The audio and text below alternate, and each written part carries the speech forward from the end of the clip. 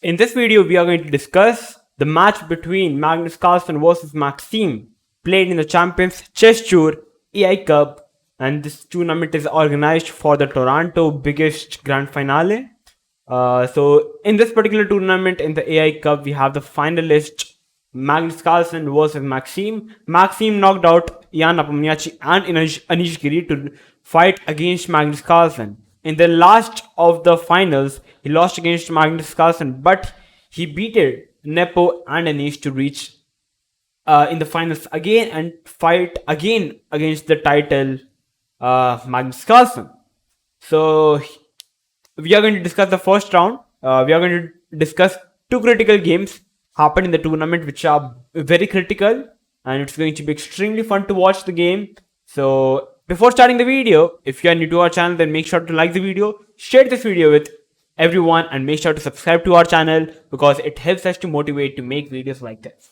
So without wasting any further minute, let's jump right into the game.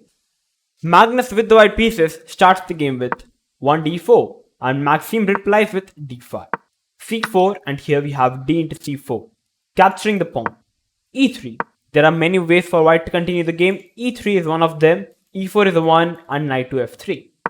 e3 played by Magnus, knight to f6, bishop into c4, e6, knight to f3, a6, short castle, and now c5.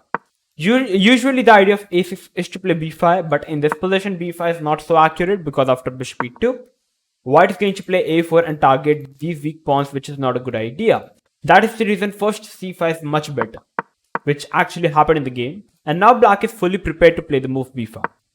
a4 is trying to stop b5, knight to c6, queen e2, and here we have c into d4. If you try to develop the bishop, here white gets the opportunity to take on c5 and try to waste black's move. That is the reason first black takes on d4, rook to d1. You cannot capture the pawn, as after takes, black can simply grab everything and black would be a pawn up. So rook to d1, bishop e7, pawn takes, short castle, knight to c3. Idea is to play d5 now. So black stops it by playing the move knight to b4. Idea is to put the knight on d5 and try to stop the pawn on d4, which is a very thematic idea in such positions. Knight to e5 as the knight moves from c6, so white is planning to plant the knight on e5, which is a good square for the knight. b6, the idea is to develop the bishop on b7, which was exactly happened in the game. We have a knight trade, rook a3, a very interesting move by Magnus, trying to have a rook left, putting the rook on the king side and try to put some pressure on the black king. Black plays the move b5. There are many ways to continue the position. Bishop to d5 is one way, but Maxime played the move b5, which is also very interesting. He sacrifices the pawn. If white tries to capture the rook, here in the end of the day, white loses the g2 pawn. That is the reason first you have to capture the pawn, and here Magnus is a solid pawn. But by sacrificing a pawn, Maxime got the initiative to do a counter attack by playing the move queen d5, threatening mate in 1. Here Magnus should have played, I guess, the rook to g3, which is practically a bit more accurate, trying to protect the g2 pawn and putting some pressure on the black king. But he went for the move knight to f3, rook c8, we have a rook trade, bishop d2, hitting the knight, and here we have rook to c2 by Maxime.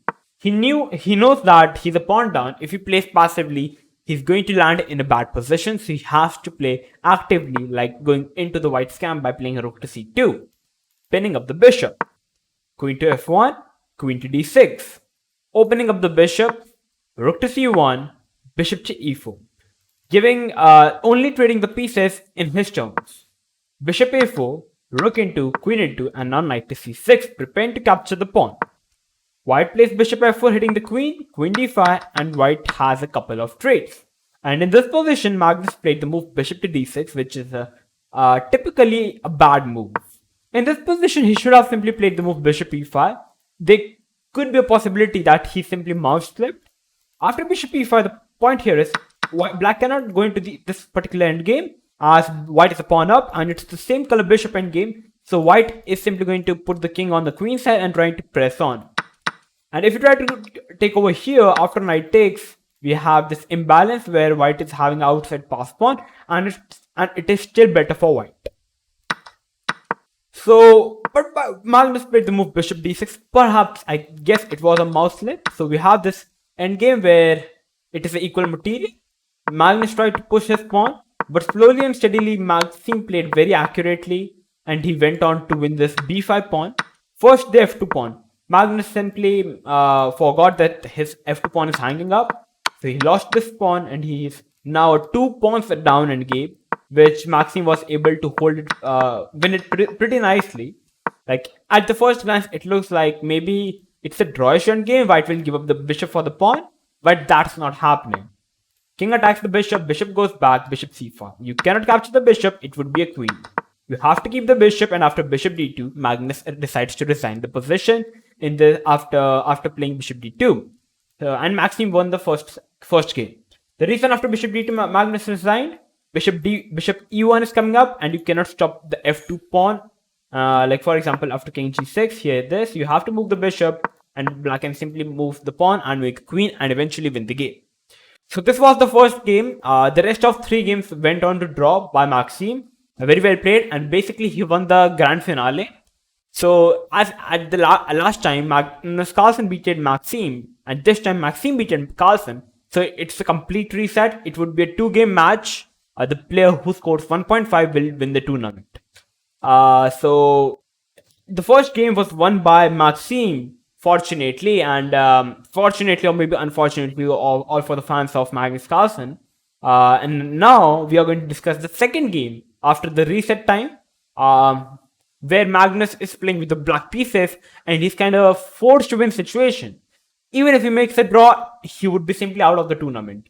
Like not out of the tournament because only 2 players are left, but basically, yeah, Maxime will win the championship. So now let's try to discuss the second game of the winners bracket grand finale. So we have the second game on the board. Maxime is playing with the white pieces, and he starts the game with 1 e4. Magnus Carlsen replies with c5, knight f3, e6. And one good thing for Magnus Carlsen fans is it is an open Sicilian, and the drawing chances are extremely less in this particular variation. Either black wins or white. a6, c4, trying to stop the d5, which is a very thematic idea. Knight f6, knight c3, queen c7, a3, trying to stop bishop b4, b6, bishop d3, bishop b7, short castle, bishop to d6. Now, bishop d6 is not such a common move.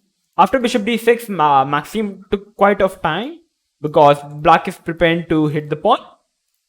So there are a couple of options to continue. You can play h3, you can play g3 or f4. Maxime used around 1 minute and 20 seconds, and he played the move f4.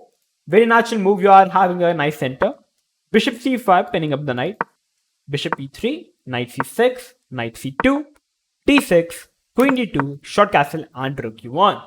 He simply got all his pieces into the game, and now the game is going to begin. Knight to g4, bishop trade, e5. Simply putting attention on the king side.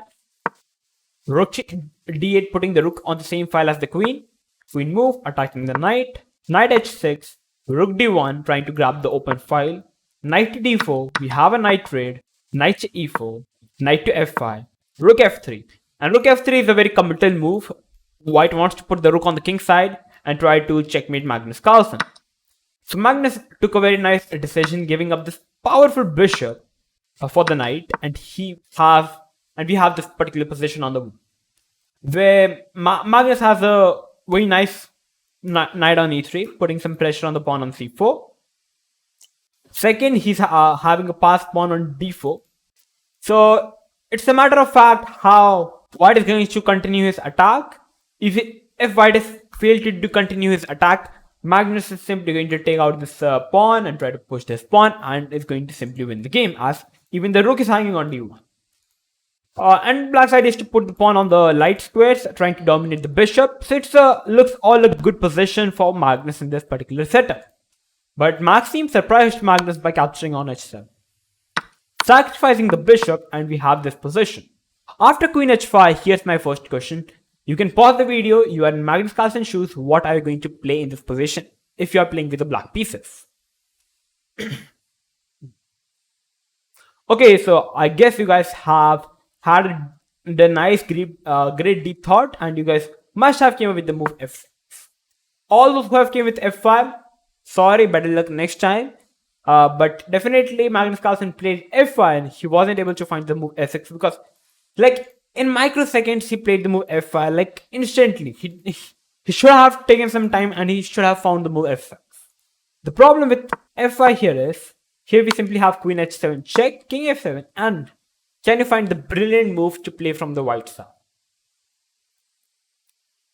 Rook to h6. Brilliant move. You cannot capture the rook as the king is pinned, as the pawn is pinned.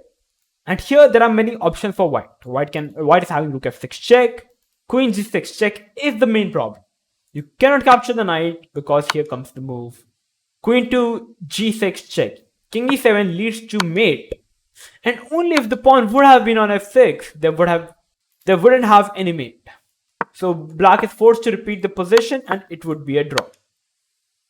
And Maxime just needs a draw to win the grand finale. That's the problem. If you play the move f6, if I go to the same variation, there is no queen into e6 checkmate as the pawn is on f6. That's the main point. If Magnus would have found the f6, it would have been a clear winning position for him, but f5, rook h6, and he went for the move queen into c4, desperation as nothing is working out. Rook f6 check, king move, queen into g7, and now Maxime is the one winning the game. It's mate in 1. If you try to protect the rook, it's again mate as the queen left the defender on e6. And if you try to take the rook, pawn takes and it's a mate in 1. And if you try to defend it, f7 check, you can simply make a check. You have a double queen and it's eventually win. So this was what should I say? 2 brilliant games played by Maxime. I'm not covering the first game of the winners bracket grand finale after reset because the video length would have been too long. But these 2 games were also very interesting. So yep, these were the 2 interesting games. I hope that these games might have helped you to improve your level, chess skills and knowledge. If it did, then make sure to like the video, share this video with everyone, and make sure to subscribe to our channel because it helps us to motivate us to make videos like this. So till then, stay tuned and keep watching One Shot Chess.